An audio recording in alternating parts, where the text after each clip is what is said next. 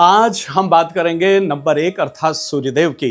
देखिए, एक बात बहुत अच्छे से जान ले कि अगर जिंदगी में रुपया चाहिए, पैसा चाहिए, धन दौलत चाहिए, अपयश से बचना है, कीर्ति चाहिए, जिंदगी में एक बड़ा मुकाम अगर हमें हासिल करना है, अपनी किस्मत को अगर चमकाना है, तो फिर मुझे ऐसा लगता है, मेरा दृढ़ विश्वास है कि हमें एक नंबर को साधना चाहिए, अर्थात सूर्यदेव को साध लेना चाहिए। और सूर्यदेव को जब हम साध लेते हैं ना, जब हम प्रसन्न करते हैं, जब उनकी आराधना करते हैं, जब उनके लिए हम जल चढ़ाने का काम करते हैं, तो सूर्यदेव की वजह से निश्चित रूप से हम अपनी किस्मत को चमका पाते हैं और जिंदगी में एक बड़ा मुकाम हासिल कर पाते हैं। साथ ही साथ बचे हुए दूसरे जितने भी ग्रह हैं, उन सभी ग्रहों को भी हम प्रबंधित कर पाते हैं। तो कितनी अच्छी बात है ना कि किसी एक ग्रह को प्रबंधित करके और बाकी दूसरे ग्रहों का भी प्रबंधन बड़ी खूबी के साथ किया जा सकता है।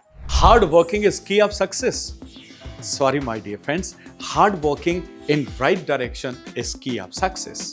एक सर्वे के मुताबिक 80% से ज्यादा लोग इस दुनिया में रॉन्ग प्रोफेशन में काम करते हुए जीवन भर स्ट्रगल करते हुए पाए जाते हैं। अगर आपके साथ भी ऐसा हो रहा है तो रुकिए, जानिए अपने ट्रू पोटेंशियल को और अपने राइट डायरेक्शन को। अपनी डेट ऑफ बर्थ के अनुसार राइट डायरेक्शन में आगे बढ़कर आप भी छू सकते हैं कामयाबी की नई बुलंदियों को। प्रणाम, मैं Vishwas Vaishnav, numerologist, vastu expert and true life coach, अपने 25 सालों के ट्रेनिंग प्रोग्राम के अनुभव के आधार पर लेकर के आया हूं आपके लिए न्यूमरोलॉजी प्रोफेशनल ट्रेनिंग प्रोग्राम, जिसमें आप सीखेंगे न्यूमरोलॉजी के वो तमाम सारे टूल्स एंड टेक्निक्स जिसके माध्यम से आप बन पाएंगे एक सफल न्यूमरोलॉजिस्ट और हासिल कर पाएंगे नाम, शोहरत और सफलता। तो आइए मिलते हैं न्यूमरोलॉजी प्रोफेशनल ट्रेनिंग प्रोग्राम में। तो देर किस बात की, अभी रजिस्टर कीजिए।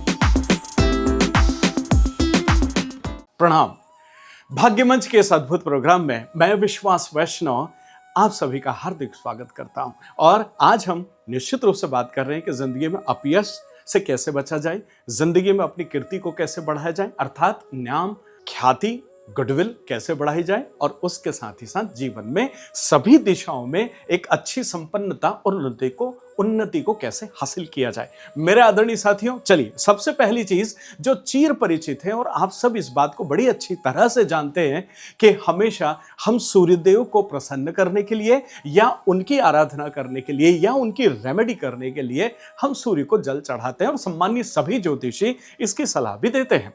निश्चित रूप से मैं भी नए विचारों को उसके साथ आगे बढ़ाता हूं, लेकिन सबसे बड़ी बात यह है कि हमें यह पता नहीं होता है कि वाकई जल को श्रेष्ठ तरीके से कैसे चढ़ाना चाहिए।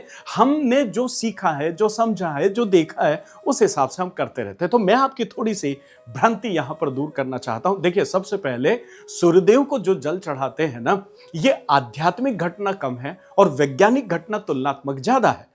तो आध्यात्मिक और वैज्ञानिक घटना का ये जो सामंजस्य है ना, इसमें विज्ञान को समझने की आवश्यकता है। अध्यात्म में आपकी आस्था है, श्रद्धा है और इस वजह से हम ये करते तो हैं, लेकिन वैज्ञानिक चीजों को जब इसके साथ हम समझ लेते हैं तो शायद कल से आपका सूर्य भगवान को जल चढ़ाने का तरीका बदल जाएगा। सबसे पहली चीज, जब हम सूर्यदेव को जल चढ़ाते हैं तो शुरू के 1 घंटे के अंदर हमें सूर्यदेव को जल चढ़ाना है। दूसरे तरीके से अगर आप इसे समझना चाहें तो यह कह सकते हैं कि जब तक सूर्य की धूप हमें परेशान करने न लगे, चुभने न लगे, उसके पहले तक आपको सूर्यदेव को जल चढ़ाना चाहिए। अब यहां पर मुझे पता है आप यहां भी दिमाग लगा लोगे कि साहब ठंड का समय है और सूर्यदेव बहुत ऐसे से निकले में 2 बजे चढ़ा दूं क्या?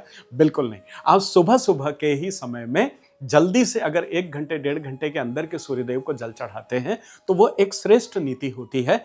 दूसरी चीज, जब भी हम सूर्यदेव को जल चढ़ाते हैं तो ऐसी स्थिति में आप हमेशा, पहली बात तो आप लोटे में, इसका सर्वश्रेष्ठ तरीका लोटा है या फिर मिट्टी का बर्तन अगर आप लेते हैं, मिट्टी का पात्र लेकर के, और अगर आप ऐसे करके जल चढ़ाते हैं, देखिए ये हाथ तो यहाँ होना ही चाहिए। जल जब ऐसे गिरता है और सामने से सूर्य की किरणें आती है और वो सूर्य की किरणें आपके शरीर के ऊपर पड़ती है। विज्ञान में बचपन में अगर आपने पढ़ा हो तो रिफ्लैक्शन और रिफ्रैक्शन ये 2 चीजें होती हैं। हिंदी में इसे अपन परावर्तन और अपवर्तन कहते हैं। ये परावर्तन और अपवर्तन की वजह से जब अंदर से जल प्रवेश करता है तो वो विभिन्न कलरों में विभाजित होकर के आपके शरीर के ऊपर आता है, जिससे आपका आभामंडल, आपका ऑरा, आपके काम करने की सोच, समझ, इन सभी चीजों में अभिवृद्धि होती है। तो इस वजह से सूर्य की किरणों का उसके ऊपर गिरना जरूरी है और इस तरीके से आप यहां चढ़ाते हैं। अब यहां पर यह प्रश्न अपने आप खत्म हो जाता है कि कुछ लोग सूर्य अगर नहीं दिख रहा है और 12 बजे 1 बजे के आसपास ऐसे लेकर के खड़े हो गए तो उससे आपको किसी भी तरह का कोई भी फायदा होने की संभावनाएं लगभग खत्म हो जाती है। ऐसी स्थिति में क्या करें? अगर आज सूर्यदेव नहीं निकले हैं या सूर्यदेव नहीं दिखाई दे रहे हैं तो आप पूर्व दिशा की तरफ मुंह करके और आप उसकी जगह पर सूर्यदेव के डायरेक्शन पर हाथ जोड़ करके सूर्यदेव के मंत्रों का आप जप कर सकते हैं या सूर्यदेव के मंत्रों का उच्चारण कर सकते हैं। देखिए, जब से इंटरनेट और ये सारी चीज़ें हैं, यहाँ ये बताने की आवश्यकता नहीं कि सूर्यदेव के नाम कौन कौन से होते हैं या उनके मंत्र कौन कौन से होते हैं। बड़ी आसानी से आप इन सब चीज़ों को खोज लेते हैं। तो या तो आप गायत्री मंत्र का जप कर लें, ओम भूर्भुवस्सुवः वितुर्वरेण्यम भर्गो देवस्य धीमहि धियो यो नः प्रचोदयात्। मुझे लगता है कि हर भारतीय संस्कृति में पैदा हुए इंसान को गायत्री मंत्र बताने की आवश्यकता नहीं है। ओम सूर्याय नमः आप बोल सकते हैं, ओम भास्कराय नमः आप बोल सकते हैं, ओम आदित्याय नमः आप बोल सकते हैं। ठीक है ना? तो ऐसे कई सूर्यदेव के नाम हैं जिनको आप, अगर सूर्य उदय नहीं हुए हैं या आपको नहीं दिख रहे हैं तो जल चढ़ाने के बजाय फिर आप इस तरीके से आप कर सकते हैं। तीसरी महत्वपूर्ण चीज, कई बार ये प्रश्न भी आते हैं कि साहब मैं बिना नहाए जल चढ़ाऊं तो क्या दिक्कत है, क्या मुझे नहा के ही जल चढ़ाना चाहिए? देखिए, अगर आप वैज्ञानिक तौर पर आगे बढ़ते हैं, आध्यात्मिकता ये कहती है कि नहा के आपको चढ़ाना चाहिए।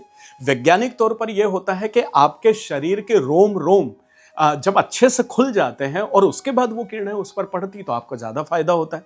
तो हमें निश्चित रूप से नहा करके और नहाने के बाद अगर आप सफेद वस्त्रों को धारण करके और फिर अगर आप जल चढ़ाते हैं तो वो तुलनात्मक ज्यादा आपके लिए हितकर होता है और आप बहुत अच्छे से अपने उद्देश्य को पूरा कर पाते हैं।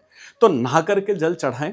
और कपड़े, कुछ सम्मानित ज्योतिष बोलते हैं, मैंने भी किसी वीडियो में ये बात बोली है कि आप अगर नहीं नहाते हैं तब भी चढ़ा सकते हैं। तो यह बात आध्यात्मिकता की नहीं आ रही है, बात ये आ रही है कि ज्यादा बेनिफिट अगर आपको उठाना है तो फिर आपको नहा करके और नहाने के बाद में सफेद वस्त्र धारण करके जब आप सूर्य को जल चढ़ाते हैं तो आप आध्यात्मिक तौर पर अपने आप को प्योर फील करते हैं। तो उससे एब्जॉर्प्शन क्षमता आपकी बढ़ जाती, मानसिक तौर पर भी और शारीरिक तौर पर भी। तो इस वजह से आप ज्यादा अच्छे से इस घटना को अंजाम दे पाते हैं। यहां एक चीज आपको ध्यान रखने की है कि अगर आप सूर्य को जल चढ़ा तो रहे हैं लेकिन वहीं साथ में अपने आदरणीय माता पिता हैं, उनके साथ आप अपमान करते हैं या उनसे बहुत अच्छे से बात नहीं करते, उनको दुत्कारते हैं या उन्हें सम्मान नहीं देते हैं, तो सूर्य का यह जल चढ़ाना आपके किसी काम का नहीं होता है। क्योंकि पिता को सूर्य से जोड़ा गया है। पिता सूर्य जो है, इन दोनों का आपस में सामंजस्य इतना है कि सूर्य को साधने के लिए आप सिर्फ पिताजी से अच्छे संबंध रख लें, उन्हें रोज सम्मान करें, तब भी आपके सूर्यदेव जो है वो सध जाते हैं और प्रसन्न होते हैं।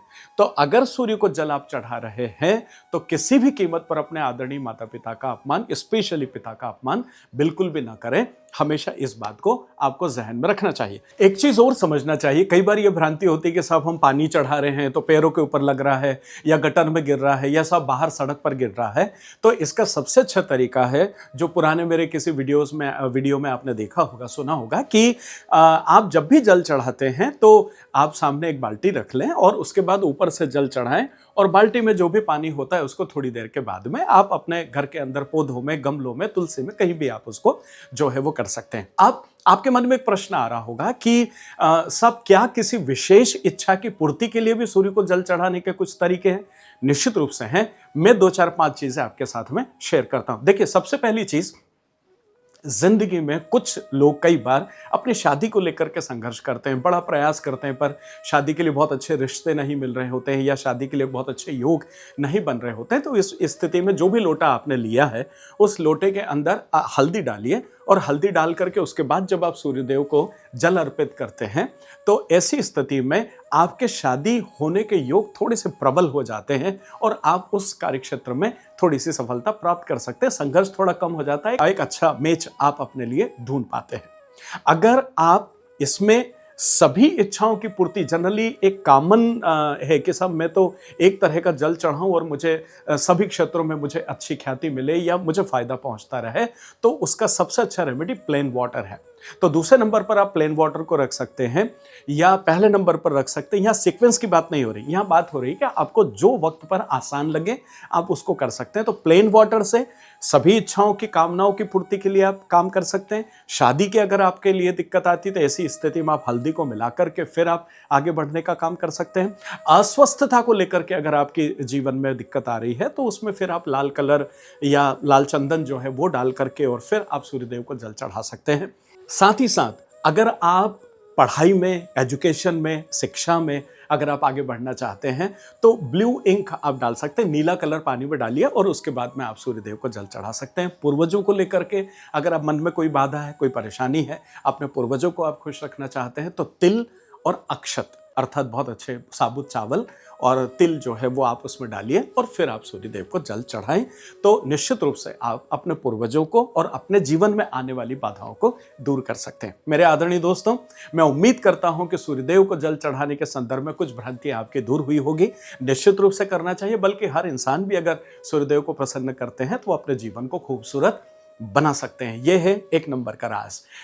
अगर आप जिंदगी में न्यूमरोलॉजी, वास्तु, एस्ट्रो कुछ भी सीखना चाहते हैं तो स्क्रीन पर नंबर है, मुझे आवाज दें और जल्दी से एक खूबसूरत प्रोफेशन अपने आप को देने का प्रयास कीजिए। और अगर कोई कंसल्टेशन अगर आप चाहते हैं तब भी अपॉइंटमेंट लेकर के जीवन को सार्थक कर सकते हैं। मिलता हूं बहुत जल्दी एक और खूबसूरत वीडियो के साथ। आत्मीय प्रणाम।